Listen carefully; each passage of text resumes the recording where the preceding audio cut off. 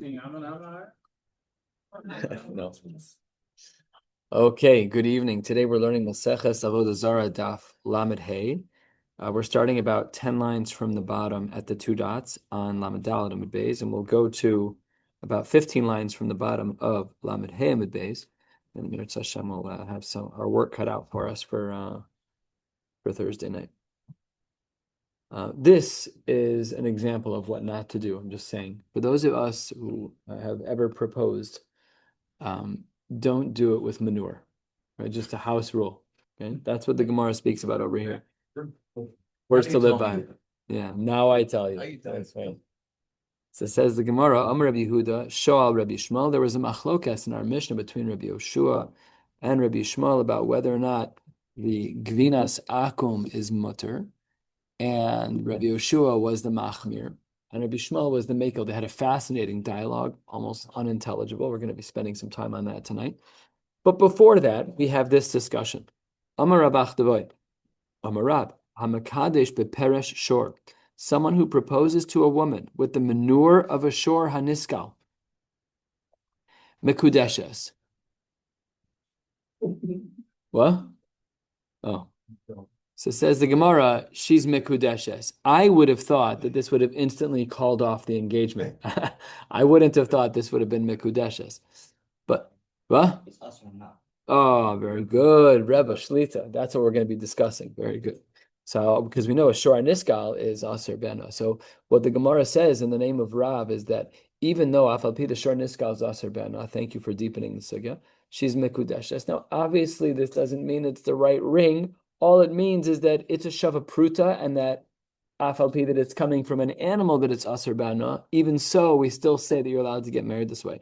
However, the peresh egle avodas kochavim, when it comes to the manure of an egel of avodas kochavim, eina mikudeshes. I asked Rabbi Sandberg, but they're both aser bana.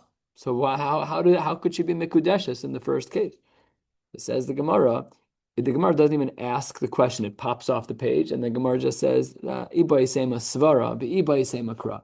I can give you a rationale as to why, and let's just be super clear: why by a shor haniskal you can get married with the peresh, and why by avodas kochavim you cannot. That's our question. So the Gemara says, ibai sema svara. Gabe egle avodas kochavim nichale benafche.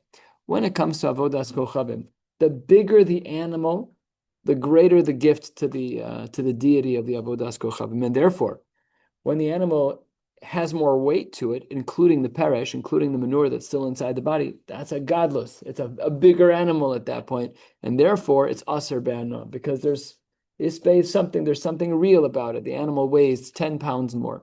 However, aval gabe shor niskal lo nichale benafche.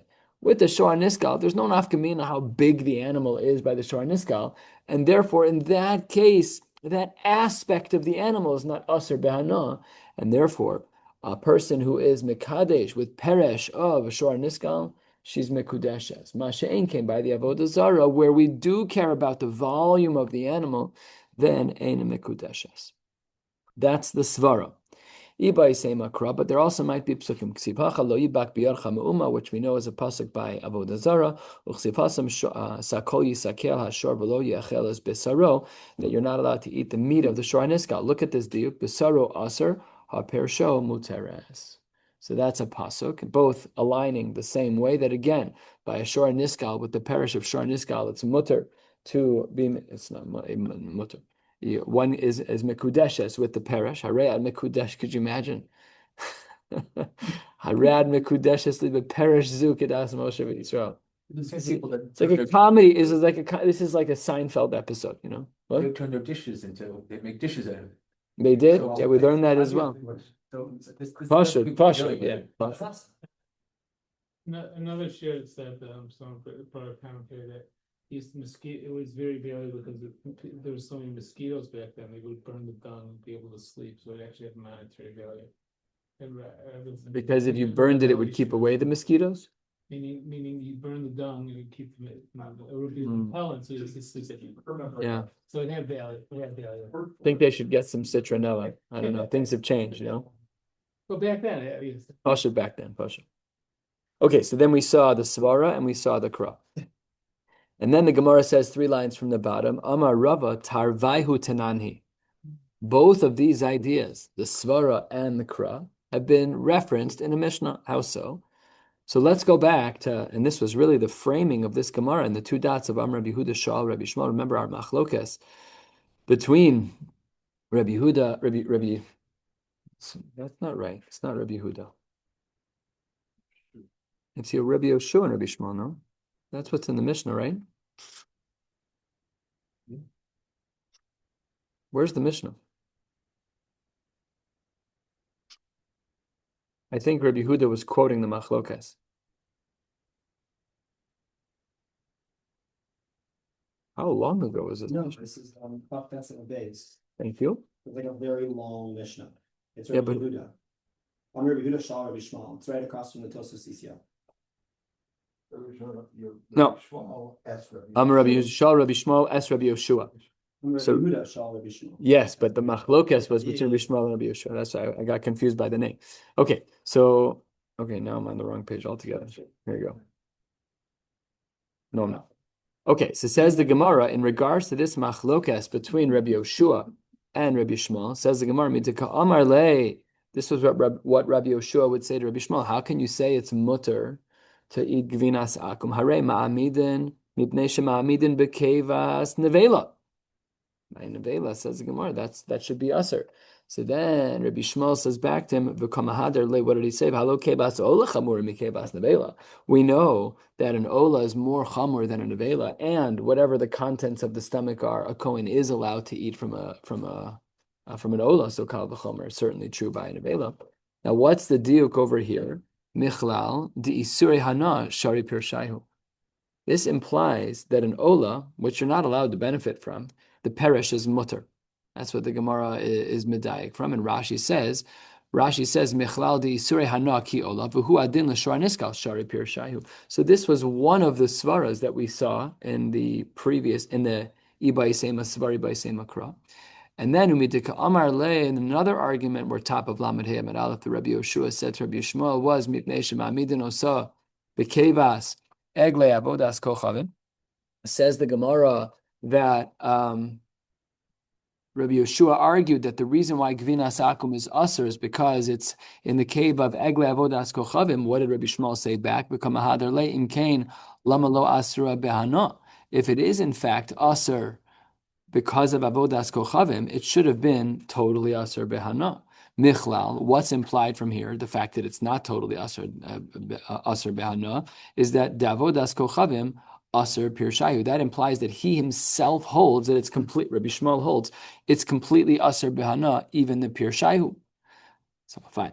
The Gemara then says, why didn't Rabbi Yoshua answer this? Remember the Gemara then, the Mishnah there had this weird thing that said that he changed the topic. Right, the Mishnah on Chav Testament Beis there, the Mishnah there said that they were talking, and he didn't like the way the conversation was going, so he changed the conversation by saying he sio l'davar acher. So that was right after this thing, lama lo asra be'ana. So he changed the topic. He asks the Gemara, why did Rabbi Yeshua change the topic? I have a gavaldic answer for him. He should have said that the reason why there's nothing actually usher over here by making the gvinas akum is because there's nothing be'en. There's no mamashas. What's happening when you're making cheese in the stomach of an animal is that it's extracting rennet, which functions as an enzyme. It is an enzyme. It's an enzyme that takes the cheese and that takes the milk and turns it into cheese. But you can't see the rennet. It's just that when you shake it up in the stomach, the rennet does extract from the wall, goes into the milk, and makes the cheese. So, says the Gemara, what he should have argued is that, yes, Rabbi Shmuel, you're right. You're right, in fact, that there is an Isser Hana in general, but that's only when it's to Isay L'Isur Be'ene, when I can see the Isser. But here, by making cheese, I can't see the rennet. Even under a microscope, you'd be hard-pressed to find the rennet. After all, the Hamorias L'Rabbanan, Morias according to the rabbis, Morias was this, remember yesterday we spoke about extracting the fats from fish. Morias L'Rabbanan de lo asruhu be'ana, they held it was not asur be'ana my taima. They held it wasn't asur be'ana, even though there was some wine there. My taima lab mishum de lesel isur be'ene. So says the Gemara, no. Amrei, Hacha, over here, in regards to the making of cheese and the rennet, kevan de ukme kamokim chashiv lu keman de iseli surbeina. You're right that it's invisible, but because the function of the rennet was to create the cheese, it's what we refer to in the halachic world as davar hama'amid. A davar hama'amid is something that may be insignificant in its presentation, but there would be no cheese without the rennet. So afal pi that the rennet is, let's just say, invisible. It's leise be'ena, you can't see it, and maybe therefore there should be no isra on it. But it's a davar hamamid. The only way that thing becomes what it is because of rennet, and therefore you can't say, oh, it's invisible, there's no isra hana. So that's why the Gemara doesn't like the answer, that its own suggested answer of what Rabbi Yeshua should have said. It's not a good argument to say the rennet's invisible, therefore gvinas akum should be mutter, because it is a davar hama'amid. The rennet is what makes cheese into cheese. Nowadays we have different systems, we have different enzymes, much more efficient and clean process. I don't know where they extract it from. We're going to discuss a little later. If we extract rennet from the stomach, would Rabbi Yeshua be happier? We're going to discuss that a little bit later, because now our enzymes, we don't like, could you imagine like Kraft cheese or like Miller cheese? They like have two guys each holding the end of a stomach and just shaking. No, that's probably not what's happening. They have an enzyme. They drop the enzyme into the milk, whatever other ingredients they have. That's how we do it. That brings us to the two dots. Let's continue. Then we said in our Mishnah, we had said he siu davar acher, that Rabbi Yeshua changed gears. And what does the pasuk mean that when it says ki tovim dodecha miyayin, that your love for me is greater than wine? It says this almost sounds sacrilegious, but it's not. Ki asa ravdimi. What? Probably from shiur. It is definitely from shiur. Says the Gemara. He asa Ravdimi Amar, he explained, Amra Knesses Yisrael Lifnei HaKadosh Baruch Hu. The Jewish people said before Hashem, Ribono Shalom, Arevim alai divrei dodecha. It is sweeter to me, the words of your loved ones, the word of your Chachamim, the Talmidei Chachamim, the Rabbanim, Chazal, Yoser miyena shel Torah. That's the play on words of kitovim dodecha miyayin. The dodecha is of the Chazal are greater than the yena shel Torah. Meaning, I love Chazal more than I love Chumash. That's kind of the way it comes out, right? So says the Gemara, we do live our lives by the Torah Shebaal Peh, by and large. Almost every Isser that we keep in its basic day-to-day function is Isurei D'Rabbanan, because we are Asusiag LaTorah. We have so many dinah on Shabbos. You're hard-pressed to be up against an Isser D'Oraisa if you're from. Like you'd really have to make an effort, because we have so many Gdarim. Muksa, you'd really have to do a real Isser D'Oraisa. You got to be pretty not so from, I'm not saying we're perfect with Shabbos. We're not perfect. We make a lot of mistakes. Chaim Kanievsky says, if you're not sure what to learn Hilchos Shabbos. It's 1/7 of your life, and it's a big deal. What'd you say, Michael? Unless you're rebellious. Of course, Pasha. I'm saying for someone who cares. It's very the same thing. You have to go out of your way. Yeah. It's not. It's not. My hand. It's not simple. It's not simple for someone from to get to the level of an Isur D'Oraisa. Isurei D'Rabbanan on Shabbos, we violate right and left. That's for sure. And I guess Hilchos Borer is a good example where people really are none the wiser and they really do make real Isurim. That could be, but it's rare to have a real Isur D'Oraisa. Anyways, that's what the pasuk means, according to Rav Dimi, is that sweeter to me is the words of the Chachamim more than Yena Shel Torah. So says the Gemara, Ma'ishna Haikra Deshaile. Why did you pick this question to ask from of Kitovim Dodecha Miyayin? And Amar Reb Shimon ben Pazi, I'll tell you why. V'itema Reb Shimon ben Ami. I didn't say it because of the part of the pasuk of Kitovim Dodecha Miyayin, but rather Mereshe de Kroka Amarle. Yishakeni mineshikos pihu. This is what the pasuk says in Shir Hashem, that one should be kissed with the kisses of the mouth. Amar le, Rabbi Yoshua says to Rabbi Yishmael, Yishmael achi, Yishmael my brother, chashok sifsosecha zubezu, purse your lips, put your lips together, ve'al tevahel lahashiv, and stop fighting back against the gzeira d'Rabbanan, against gvinas akum. Stop pushing back. My taima. Why is this? Amar Ula, halfway down on Lamed Hem and Aleph, Vitema Rib Shmuel Bar Abba. Gzeira chadashahi ve'ein mefakpekin ba. When we have a new gzeira, stop arguing. It's a real gzeira. Once the Chachamim instituted the gzeira, you can no longer argue. My gzerta, what is the reason for this gzeira? And now we're going to learn numerous reasons as to why we were concerned about Gvinas Akum. Amar Reb Shimon ben Pazi, Amar Reb Yoshua ben Levi, Mishum Nikur. Nikur is a phrase that we saw a couple of days ago about the bite marks from a snake, meaning it's similar to Gilui, Maya Megulim, Gvina Megulim. We're concerned that a snake might have taken some cheese and in the process left over some venom. If you're concerned about Nikur, we just had 5 blot talking about snakes. If you're concerned about Gvinas Akum is snakes, right that you're concerned about Gvinas Akum because of snakes. What is this whole silent treatment on why we have Gvinas Akum? So the Gemara says, Ula. Such a fascinating idea. The Amar Ula, Ki Gazra Gzerta b'ma'arava. When the Rabbanim, when the Chachamim of Eretz Yisrael would make a Gzera, Lo Miglu Taima ad Treser Yarche Shata. They wouldn't even say the why behind the what for 12 months. So Rosh Chodesh, Rosh Hashanah, Tafshin Pei, they make a Gzera, no Gvinas Akum. So they put a Pashkevilin everywhere. Nobody can eat Gvinas Akum. But they don't tell you why for 1 year. Come back in a year from now and we'll tell you.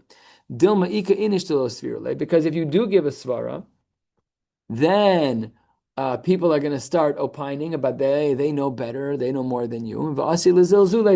You think it's because of this? That's a ridiculous reason. So you're better off instituting the Gzera without the rationale attached to it. And then a year, you'll tell everyone, make it first a habit, and then you can get into the lamdus behind it.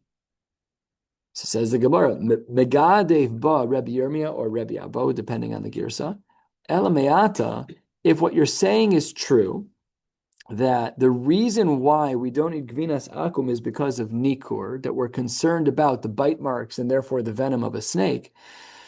If that's true, then Yevesha Tishtari, then once the cheese is dried, right, but it's not liquid anymore, then Tishtari, it should be allowed.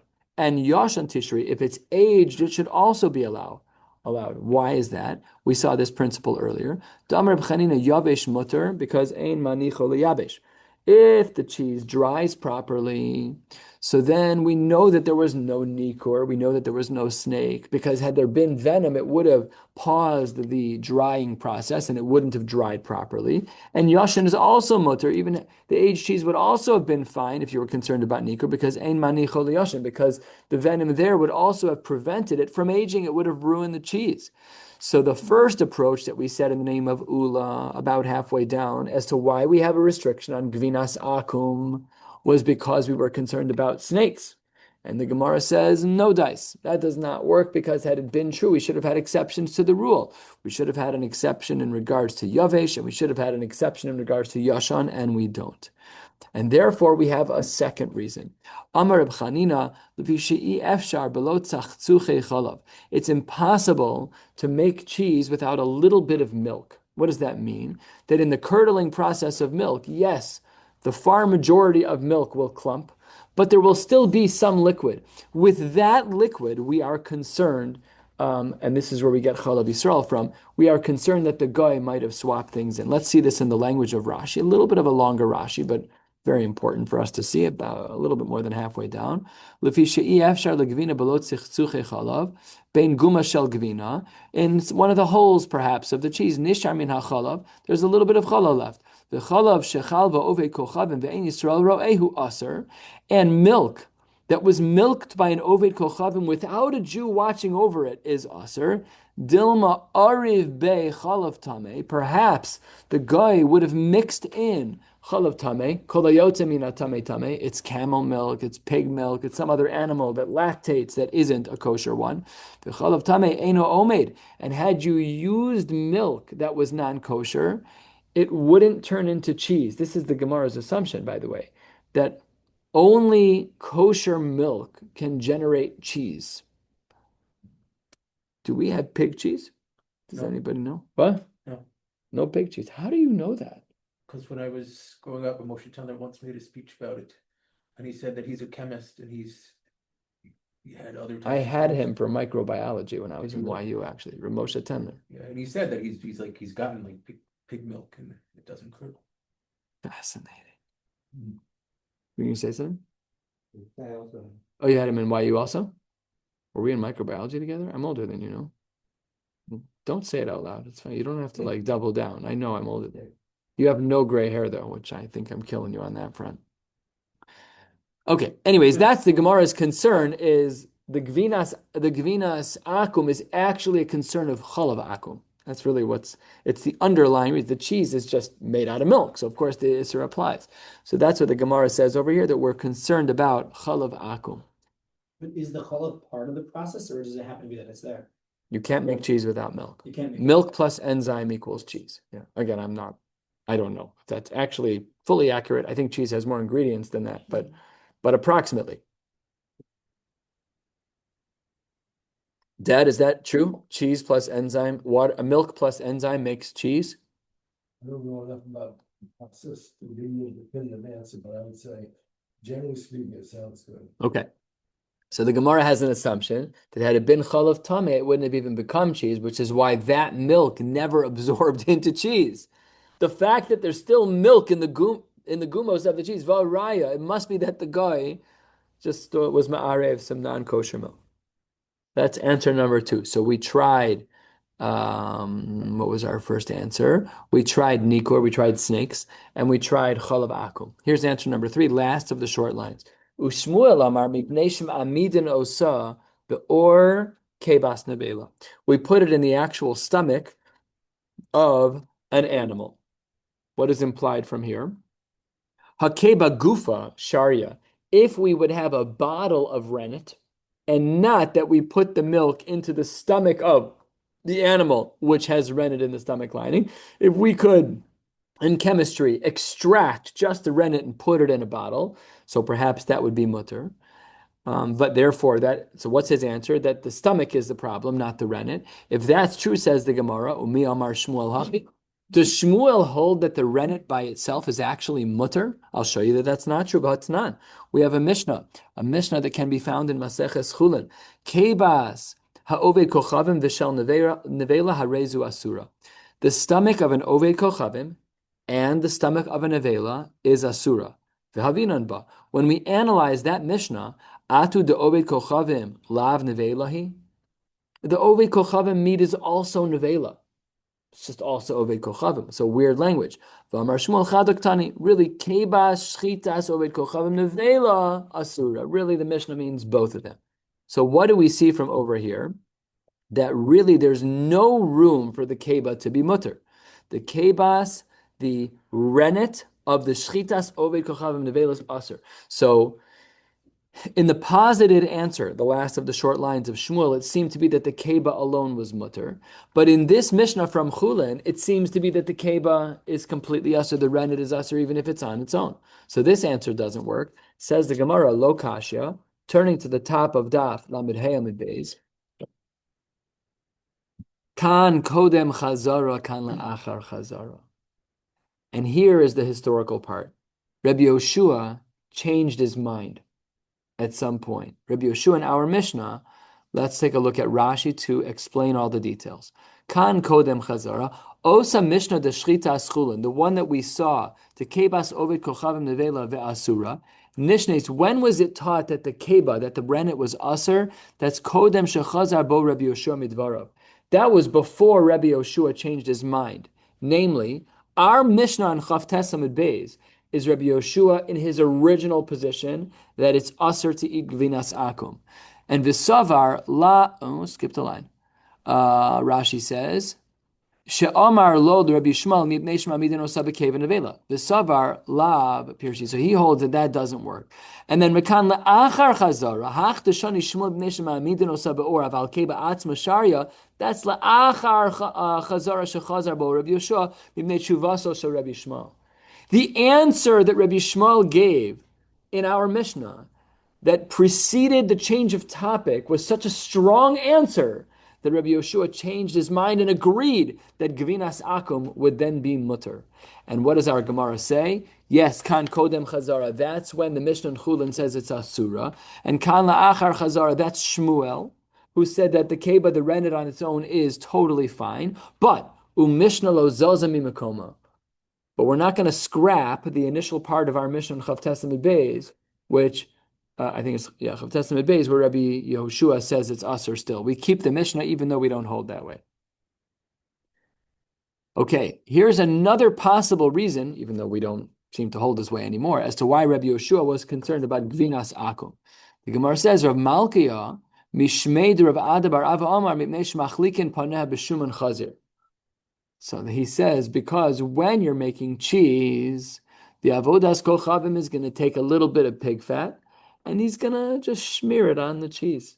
Just to look like, it's like our worst fear, is that like the guy is going to take pig fat and just, so that obviously is going to be problematic. So really what's he saying? There's nothing wrong with Gvinas Akum Minei Ubei. That's not the problem. Just an outside concern that he's going to put Chazer on. That no, perhaps it's because there's going to be some vinegar. How did the Ovdei Kochavim make vinegar? From their wine. Stam Yenom is going to be problematic. Rav Nachman bar Yitzchak Amar, Orla. They would use sap from an orla tree, and they would kind of take some of that sap and put it on the cheese, and that would be the reason why that's problematic. Obviously, orla during the first 3 years, we're not allowed, it's an Isser Hana, right? We're not allowed to benefit from it. Kiman, who is this last shita like of the Sraf Orla? So says the Gemara, Ki hai Tana ditnan. I think it's a ditnan, no? Yeah, ditnan. Says the Gemara, Rebbe Lazar Omer, Ha-ma'amid bisraf ha-orla aser. Says the Gemara that sap does function like an enzyme. So if you're ma'amid, if you use as an enzyme the sraf ha-orla aser. So there's rennet, and there's also the sap from certain trees that function as an enzyme. If you use that, it's aser mibnei shu period, because it's actually the fruit, right? The tree is the fruit. They're connected. It's like the Gan Eden, right? So the fruit is the tree is the fruit, and therefore it's going to be aser. So perhaps, says the Gemara, when we asked Kiman, the answer is Rebbe Lazar, and not his counterpart of Rabbi Yoshua in that Mishnah. Says the Gemara, no. Afilu temu Rabbi Yoshua. Ad kan lo palig Rabbi Yoshua le de Rebbe Lazar el bekatva de guza. The only time that Rabbi Yoshua argues on the sheet of Rabbi Elazar is when we're talking about Bekatva de Guza. When we're talking about, Rashi says, Bekatva de Guza, Bisraf hayotze min ha'etz. This is what we call sap. When we see a tree that's oozing this gooey, honey-looking, thick material, that's the tree sap that we're talking about. That's what Rabbi Yoshua argues on with the Tanakama, with Rabbi Elazar. Aval Bekatva de Pire. If there were to be some sap that oozes from the fruit itself, not from the wood, Modi, he would agree that that would in fact be asur. The Hainu Ditznan, this idea is mentioned in a Mishnah. What does the Mishnah say? Amar Rabbi Yoshua Shamati beperush shehamamid bisraf ha'alen ubisraf ha'ikarin mutter. No problem to use the sap of the tree or of the leaves. Bisraf ha'pagan, but if you're going to use the sraf of the dates, representing fruits broadly, then aser mibnei shu peri. So it could be that Rabbi Yoshua is also the author of our Mishnah. Now, on lines 4 and 5 of this page, we gave 2 answers as to why Gvinas Akum might be asur. Reb Nachman said it was because of sraf orla, and Rav Chizda said it was because of chometz, because of vinegar from the goy. So says the Gemara, asking on those 2 shitas. Bein le Rav Chizda, who said that the concern is chometz. Bein le Rav Nachman, who said the concern is sraf orla. Bein le Rav Nachman Yitzchak, tisar behana. That those things are asur behana before you ever get to the Gvinas Akum. How could you ever use those things in the first place? Says the Gemara, kasha, 100%. You're absolutely correct. Good point. Okay, let's get back to some drashas that'll get us to the Mishnah. Then we'll learn a little bit of that Mishnah and a little bit of the Gemara. We'll learn the whole Mishnah, I should say. Darash Rav Nachman Reder Chiza Mai Dichsiv LeReach Shemonecha Tovim. This as well as a pasuk from Shir Ashir. Lema Talmud Chacham Dome. What is a Talmud Chacham compared to? Litzluchis Shel Pleiten, a container of some type of perfume or an aromatic, some good-smelling fragrance. Megula. When this container that smells good is open, the smells will waft. Recha nodev. Mechusa, when it's closed, so then says the Gemara, ein recha nodev. What does this mean? When the Talmud Chacham opens his mouth and teaches Torah, recha nodev, then everyone will say like, oh my gosh, what happens when you smell a good smell? You turn around. So you smell, oh, that's a Gevaldik smell. By the way, the Rambam in Hilchos Isurei Bia, according to some understandings of the Rambam, holds that it's an Isser Derabanan to enjoy the perfume of a woman that is not your spouse. That's an Isser Derabanan. It's too close. It doesn't mean you can't smell it. It's there. You don't have to clog your nose, but to enjoy it, the hanashabo is going to be Isser Hana. It's just an Isser Derabanan. It's the proximity to a woman is too close. So therefore, says the Gemara, he should open his mouth. He should speak. But if the Talmud Chacham is not going to speak, then ein recha nodev, then people won't know about him. Says the Gemara, v'lo od. Not only that, ella dvarim shemechusim mimenu misgal and lo.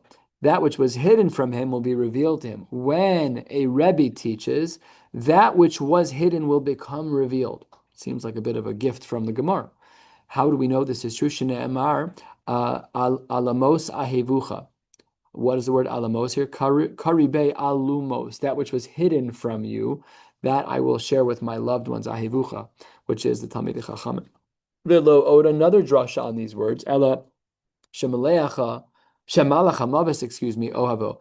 If you teach Torah, the malach hamaves will love you. Not love you in that he's going to kill you. What? We'll see in a second. Shnamar alamos ahivucha karibe al maves. Al maves, the one who is about maves, ahivucha will love you. V'lo od, ela shenochel shnei olamos, you'll inherit two worlds if you are going to open your mouth and be that sluchis shel plaitin.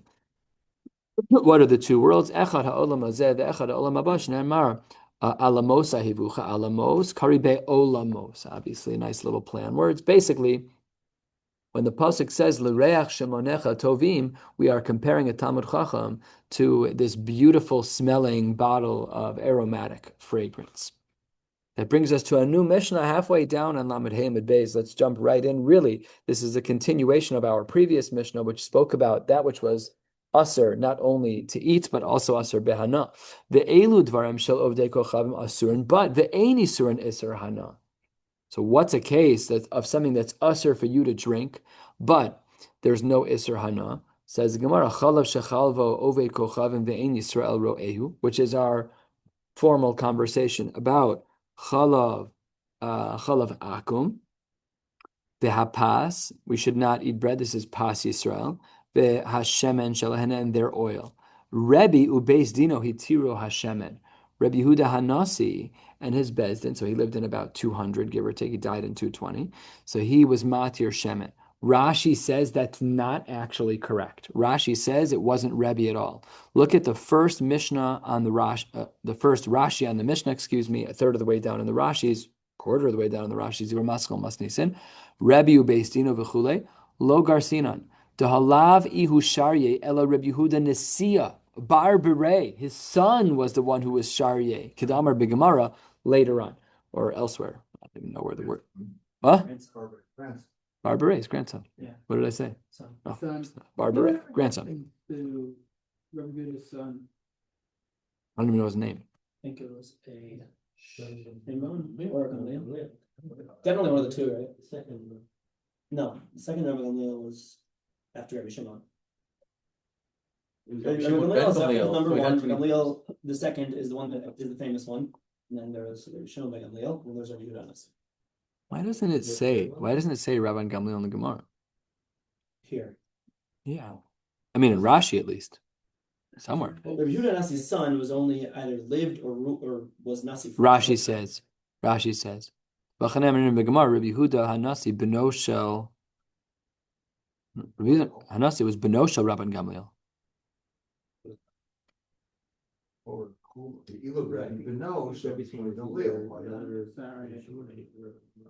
It's not clear. I don't know. Okay. Rebbe or Rabbi Yehuda Nesia, they removed the restriction on oil. We don't even know about this in our culture. We have no problem with the oil of an akum. We don't we don't even blink. It's like no, we buy brands like that unhesitatingly. I'm not even aware of a chumrah. Anybody aware of a chumrah? That nobody. I'm not aware of one. Of course, we have pas Yisrael is normal. Some people are makbid year round. During Aser Simei Tshuva, there's like a real the Raman Shulchan Aruch. I believe it's a Raman Shulchan Aruch references the fact that we should try to be a little bit better. Good, so go buy from the bakery. Like it's not, you don't have to buy the jewel brand or whatever else you're buying. You can just be pas Yisrael. I think it's a good chumrah, reasonable chumrah.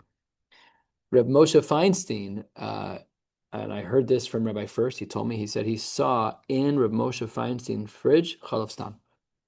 It should be machmir. Yeah, I know that. His family might have drank it, not him. He might not have imposed it on his family, but he. He wrote the tshuva.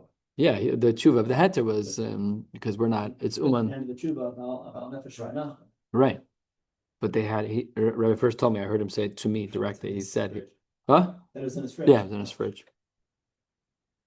So I was on a plane, and this Hasidic woman was sitting next to me, and I don't know how this happened. We were talking about Chalav Yisrael. I'm like, yeah, like in my community, there are plenty of people who do keep it, but a lot of people don't keep Chalav Yisrael. And she like couldn't wrap her head because the Hasidim are makbid. She couldn't wrap her head. She's like, why would you not be makbid on Chalav Yisrael? In Europe, not this. Now? It's America. Well, What's no. non-existent? It depends on the country. Keeping it or not keeping it? No, it depends on the country. Sorry, hold on one second. You're saying Chalav Stam is not a thing? Nobody eats it? No, again, right? It depends. It depends if the FDA equivalent in whichever European country. Right. So, like when we went to Italy, for example, we asked Rabbi Matenki to get in touch with like a chief rabbi at Rome, and there it's good. But like in Poland, it's not. So then you really need Chalav Yisrael because we're really concerned about camel milk being mixed with. Bingo. But in Italy, it's Right. not because it's regulated more heavily, I guess. So Right. there's more. Yeah, so that's definitely the svara in America. No. Yeah, That- UFDA. Don't. Right. Locals don't buy regular milk. I don't speak to the locals too often. Okay, anyways, I'm not aware of anyone who holds of these chumras of shemen. Let's continue. V'hashlakos, vegetables, ukvashin, things that are pickled, and there are things that are pickled shedarkan l'seitz l'sochan yain v'chometz, things where it's common to add wine and or vinegar. V'taris trufa, which is some type of ground up fish. It's disgusting. B'tzir she'ein ba daga kalbis shotetes ba. Tzir is fish brine that doesn't have this kalbis swimming in it, which is a very small but kosher fish. I don't know what the context is over here, but when they would make tzir, they would also have little fish in it that were still alive that hadn't make it, but they were kosher. The hachilek, remember this fish we spoke about yesterday? The chilek was the fish that in its patnus doesn't have any snapir b'kaskeses. The korat shel chiltis, which is some very strong flavored herb that was cut up. Umelach shel kdonis, some type of salt that they had. Hare elu asurin ve'eni surin isran. All of those are the examples of things that are usr but not usr bena. Says the Gemara 2 lines before the bottom. We're going to learn about 5 more lines and then we'll stop. Chalav l'may nechlushla. What is your concern about the milk? If you want to say that we're concerned about switching out the milk, tahor chiver. Kosher milk is very white looking. Tameh yarok. Milk that is not kosher, milk that is tameh, has a yellowish tint to it, a yellowish color. Mishum aruve, and if what your concern is in regards to the milk being mixed, well, I can show you how to test that. Nekum, try and solidify it. Try and make it into cheese. Remember what we learned today already. You can't make cheese out of chalav tameh. It can only be made out of chalav tahor. To amar mar, chalav tahor omed, chalav tameh eno omed. So says the Gemara, your concern can't just be ichlufe. It can't just be iaruve. It can't be. Says the Gemara, says the Gemara, the reason why we don't want to do that is because I guess if the reason why you bought the milk was to make cheese, then that's a normal use of the cheese. But that's not necessarily the case. What did this person buy the milk for? The kaboy lekimcha. He wanted to make a dish that was made with liquid milk. He didn't want to make it into cheese. So therefore, I don't want to use it to test it and make cheese. You're right, it would give me the answer, but I don't want to do that. Says the Gemara, "V'nishkal minei kali v'nekum." Fine, just take a little bit of the gallon of milk that you bought and make a little bit of cheese, and we'll test it and we'll see if it works, and then we'll know if in fact there was the aruve, if the goyish milk was mixed in. Says the Gemara, that doesn't work either. Kevan de betahor nami ikanis yuve de lokaimi, since even by kosher milk, when you make cheese, there's still that part of the cheese, the whey, that part of the milk, when it separates, will not make cheese. You need milk proper, not just the whey. That won't make cheese. Therefore, lekala mekam ala demilsa. If you only take a little bit, it could be that there's the ratio of whey is so high that you can't actually make cheese, so you won't get a rye out of that. It won't be a proof. There